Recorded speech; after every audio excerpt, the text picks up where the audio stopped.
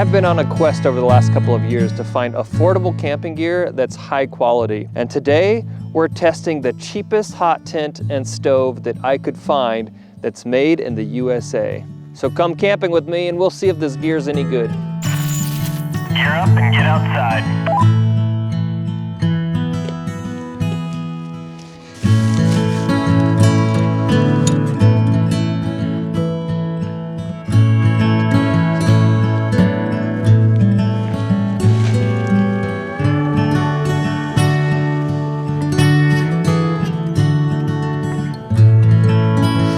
6'6". Oh no, not the best steaks apparently. At least not for frozen ground. Shoot. But this ground is hard. Yep, that one's donezo, but we'll just have to keep that low. Oh man, this one too. Oh geez. Aluminum is not great in frozen ground. There we go.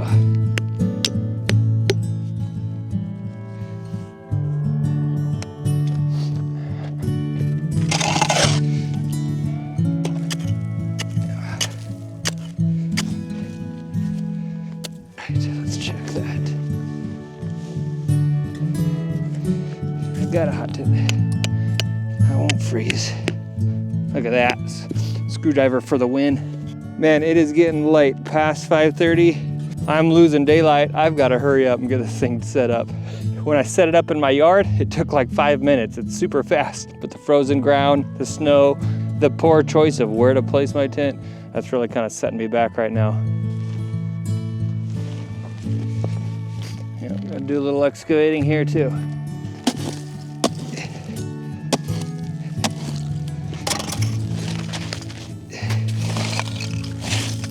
Got this nice little Dyneema pocket here.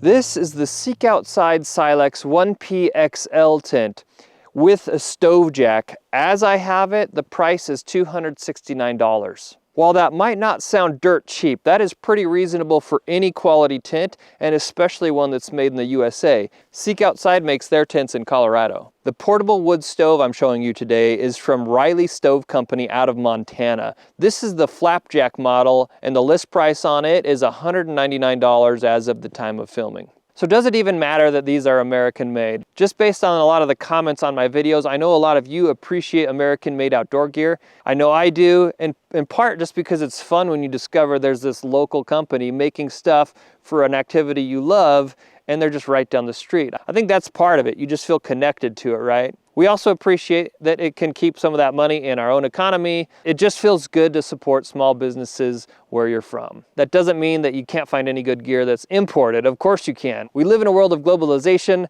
That's okay. I'm not here to judge it good or bad. I just wanted to show you what I found as the cheapest US-made hot tent and tent stove.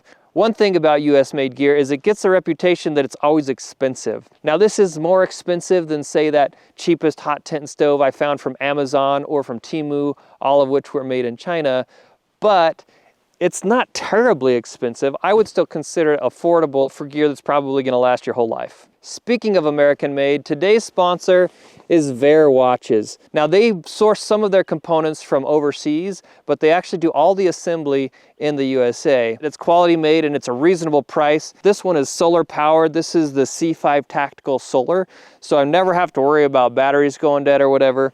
It's not a smartwatch, so I'm not always wearing a phone on my wrist. It's waterproof, it's crystal clear, it looks good, and I love the lume. In fact, last night it was nice because without turning on any flashlight or anything, I could easily check the time because that lume is so bright. Veer has been very gracious in supporting Outdoor Empire as one of our very first sponsors. Sponsorships like this help keep this channel going.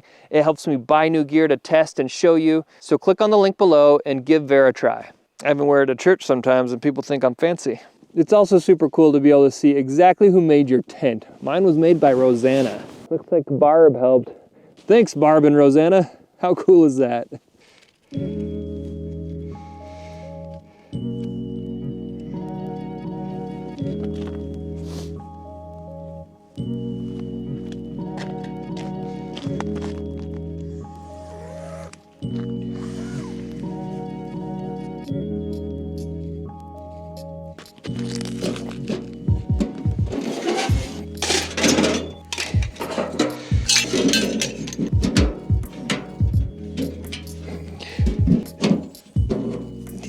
This is a little bit janky. There.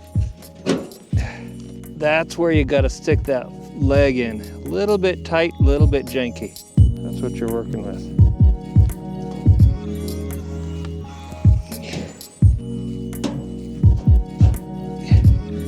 There you go.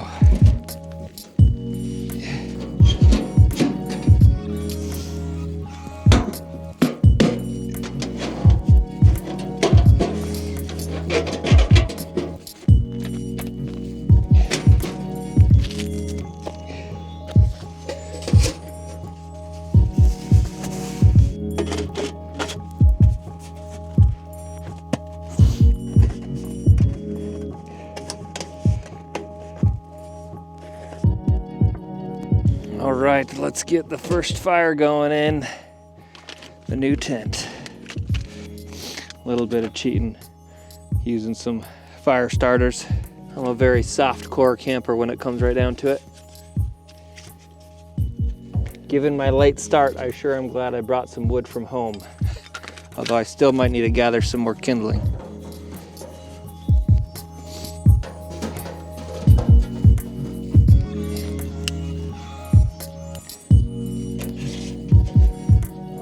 Just like the first time I burned it in at home, it sure gets going pretty darn quick compared to some other stoves. I don't know what it is about it.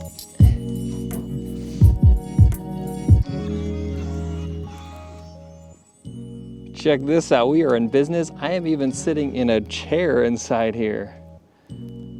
How cool is that? I didn't expect to be able to do that. Fire's burning nicely, put some bigger chunks of wood in there. Time to get dinner going. We're keeping it simple tonight with a freeze-dried meal, so I just need to boil some water.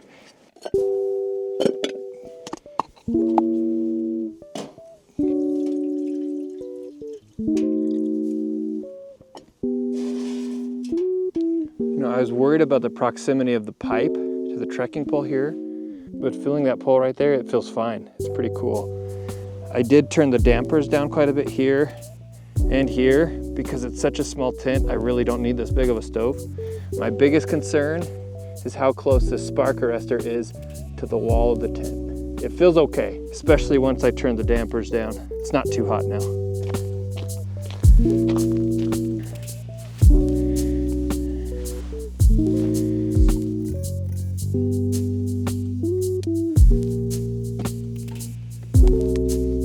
Oh, smells good. Little hot cocoa, cold night.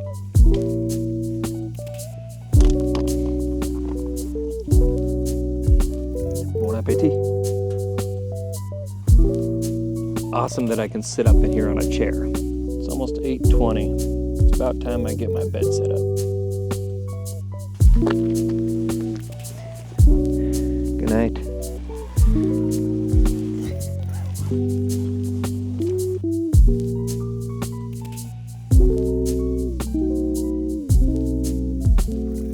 Good morning. It was a pretty cold night last night, but that little stove did pretty darn well. I packed it with a compressed sawdust log and a couple pieces of hardwood right before I went to sleep. And it must have burned for a few hours because I woke up 5 hours later at 4:30 and it was still warm. It was burned out, but it was still warm. So not too shabby, I'm impressed. But now I want to get a fire going again, so let's get to it. Might even still be some coals in there actually. A little more kindling. Might be a first. Chopping wood in bed. Smartest thing I've ever done.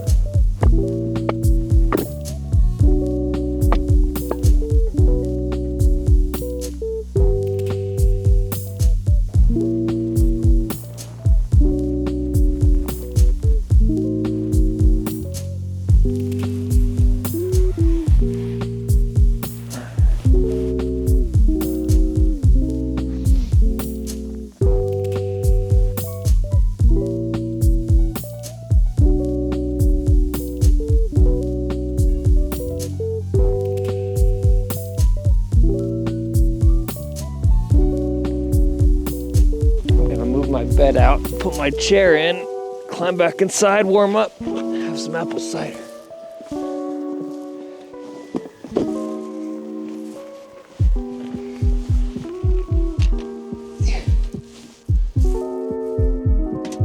Water's nice and frozen.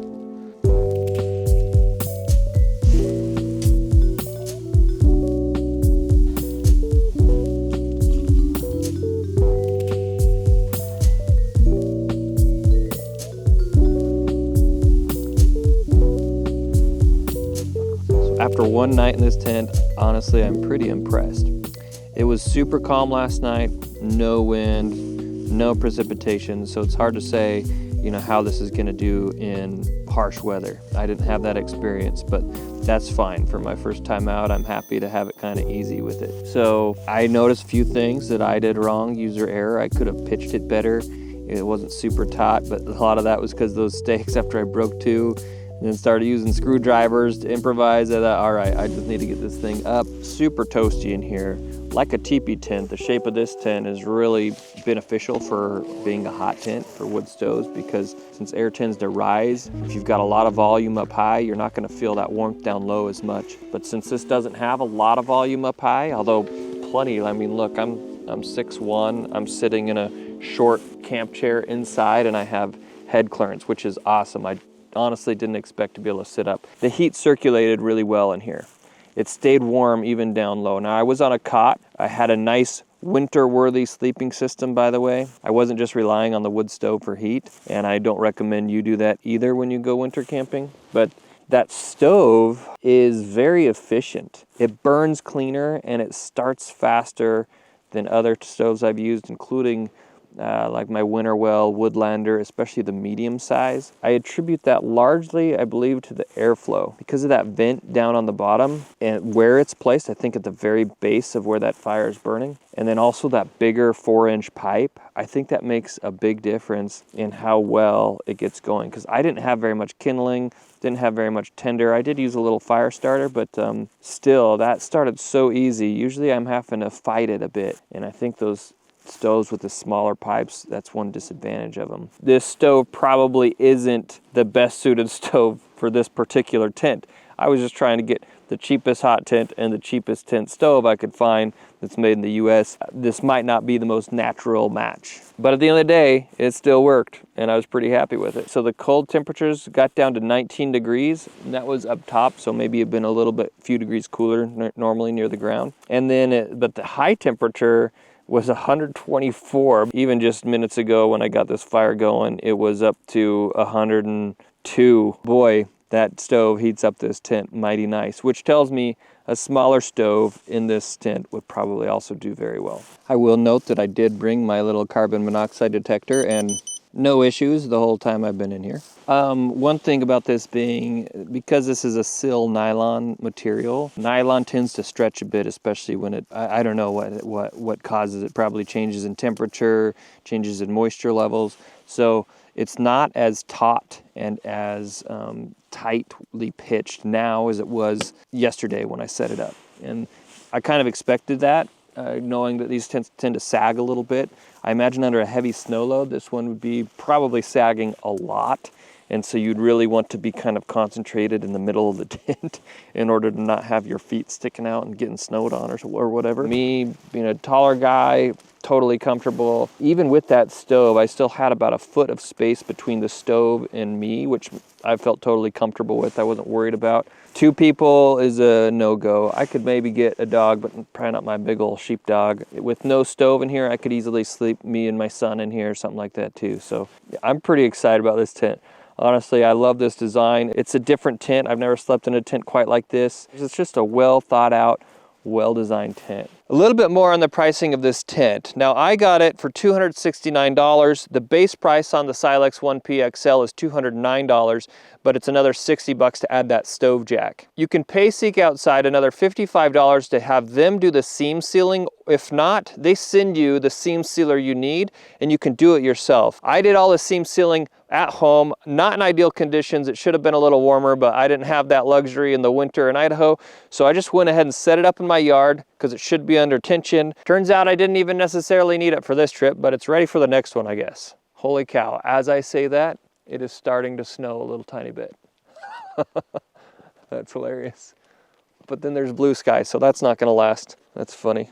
We're getting a snow test. You have options to buy more stuff from them for this tent, including $49 per carbon pole. So if you wanted 2 poles, that'd add another $100 from them. They also have what they call the Silex 1P Nest, which is essentially a mesh inner tent with a bathtub floor that would help with some bad weather, like a lot of rain, and of course the bugs in the summer. This tent, as it is a tarp tent, some people call them. There's no floor, which makes for a great hot tent, by the way. If you fully loaded this thing out with all the options from Seek Outside, it would cost you $621. But as you can see, if you do the seam sealing yourself for $269, you're gonna have what I believe is gonna be a really nice hot tent. Some more specs on the tent real quick. The tent itself weighs 1 pound, 1 ounce. Everything included with the stove jack as I have it, I'm guessing this is about 1.5 pounds. If you were to add that nest, which I don't have, that's another pound. The height of this tent is 50 inches, although that is somewhat adjustable. If you were to set this thing up like a square, it would be 7 foot by 7 foot, but it's really more of a diamond shape. So the long ways, it's more like 7.5 feet. You get about 49 square feet of space inside, and a large percentage of that is actually usable,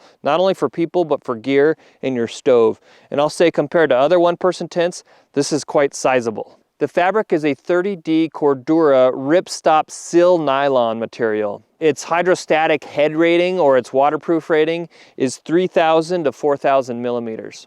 While this is a trekking pole tent, you do have the option to pitch it without poles by running a ridge line, say between 2 trees, and then it's got these D-rings up on the corners where the pole pockets are that you can attach it to your ridge line. Now a little bit more about this stove. This is the Riley Flapjack, made in Montana. The base price for the stove only is $199, which is pretty darn affordable, even competes with a lot of the stuff you find on Amazon or even Temu.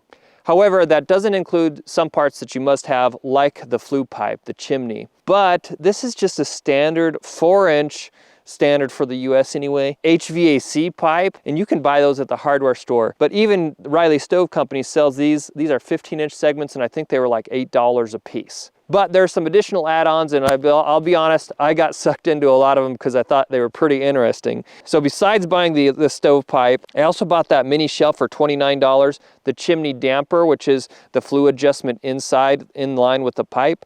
That was $25 added on. I did buy a $9 elbow of pipe. I don't need it for this tent, but there might be other uses I want that for. And then I splurged for that $79 spark box just because I thought that was unique and an interesting design. They even say it's Forest Service approved. So that's why I don't have a spark arrestor up here, and they have that option too for $49, I think. But the spark box in line ought to stop most of those bigger embers from ever going up the pipe. You can pull the screen right there and clean it out. I think that is a clever design. So my price as purchased was $381 plus $48 for shipping to get it from Montana to Idaho. That's $429 total, which no longer sounds cheap, right? And I get that, but you could start very cheap for just $200. And in fact, what I didn't see on their website, because their website looks like it's from about 1998, I didn't see that they have a smaller, more compact stove that would have been even better for this size of tent. They call it the Baby Eagle. It's only $149, but I didn't see it until after I'd already ordered the Flapjack.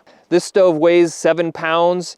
It measures 7 inches by 9 inches by 15 inches. That's the actual firebox size. It's made of galvanized steel sheet metal, and it has a 4-inch chimney pipe hole in the top of the stove, so it uses 4-inch galvanized pipe for the chimney. Now, apparently a lot of people might be concerned about it being galvanized, but apparently that's really not an issue. You can't breathe in liquid, and the first time you burn it in, which I did burn it in at home, I set it up in my driveway, burned it in, and kind of watched it change. You can see where it goes from this shiny color to kind of this matte color, but that's fine. That's not going to hurt anything. Any oils that burn off it that you might smell are the same as any other tent stove you might get, because those metal manufacturers coat them with oil in the manufacturing process. Okay, let's take a look around, and we're going to talk about the quality and just some of my observations that I've seen so far. Everything is double stitched, and they did a really nice job. Of course, you can see my seam sealing here. That's why this is kind of glossy, shiny, and it's even a little tacky because it's silicone based, since this is sil nylon material. They've got some additional guy out points here and here. So you could actually give yourself a little more headroom if you wanted by guying it out from there. Besides the 4 corners, they've got these attachment points here too, where you could add some additional paracord and stake that out for a more stable pitch. And they have those on all 4 walls. That ridge line does swoop a bit. Even when it's totally taut, it's gonna drop a little bit, but I think that's probably gonna help with drainage. Those are the D-rings you can use to set it up with a ridge line instead of using poles. The nice thing about seal nylon material is that it's really lightweight and it's also quiet, so you don't get as much noise as you would out of a polyester tent, which is often what you get on inexpensive tents. So that's really nice. You're gonna cut a bunch of weight and noise. But the downside is that it stretches, so you might get a little bit of sag going on, especially in rain and snow. Here's the stove jack. It came pre-cut here, and I'm glad they did it that way because it allows for a lot of different pipe sizes. I thought I was probably gonna have to cut it more for this 4-inch pipe, but in the end I didn't have to, the way they had it worked. These little straps here just allow you to put the flap up and down, and then here's that additional guy out point, and this cord was with it, so I used that and I just put a little stick up here to give myself a little bit more height, and that helped pull that out, give a little more clearance for that pipe inside. I really like their tensioning system. They got these little line lockers that are just very handy. I love those. They work great. They're easy to use and they hold nice and taut. This has got to be my favorite feature of all, and it is the doors. Look at this. Up, holds in place. Down, holds in place. That design is awesome. It's their patented zipperless door system, and gosh, I didn't really think it was a big deal until I tried it, and I love it. I don't see why I'd want a zipper. It's less to mess with. There's not as much fidgeting when you've got cold fingers and stuff. It works. I mean, awesome. Simple, clean, no zippers to deal with. And they even have them on both sides, so you can open this thing up all the way through. That would be awesome as just a sun shelter in the summertime, but also makes it very convenient for getting gear in and out. Don't mind all this black stuff. That's just from some little ash that came out of the stovepipe. Looking inside the tent now, very spacious. In here too, you can inspect the stitching, which all seems clean. I don't see any threads hanging. There's your pole pockets there, so the trekking pole just sticks up there, and you've also got D-rings to hang stuff from. So I hung a thermometer and my little light. You got another D-ring there. And on this side, you can also see for those rings on the door, they've got extra stitching. So it seems pretty tough. I don't expect that's ever gonna break on me. Plenty of room for gear, even around your stove. Now talking about the stove a little bit. Really neat design, pretty simple in its operation. I added that little carabiner so I could open and close it without gloves. Otherwise it gets pretty hot, as you might imagine. But nice size firebox. It's wider than it is tall, which makes it easy to build a fire in there. Solid door. I mean, everything's solid. There's no windows or anything. However, when it was burning, I noticed a fair amount of light, a little bit of light comes out of these corners, and then you get a little bit out there. So you still get a nice ambiance, and it sounds good. Here's your damper adjustment down here, and I love that it's down low. It just makes a lot of sense and works super well. Here's that optional chimney damper that I added on. The cheapest way, I think, to go with this stove would actually probably be just to get the stove, maybe get the pipe from them or from someone else, whatever you choose.